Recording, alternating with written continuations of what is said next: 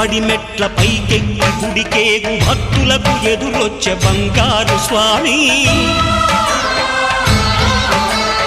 ఇరుముడులు స్పృశించి శుభమును దీవించి జన బృందముల చేరే జగమేలు స్వామి తన భక్తులొనరిల్చు తప్పులకు తడబడి ఒక పక్క ఒరిగెన ఓంకారమూర్తి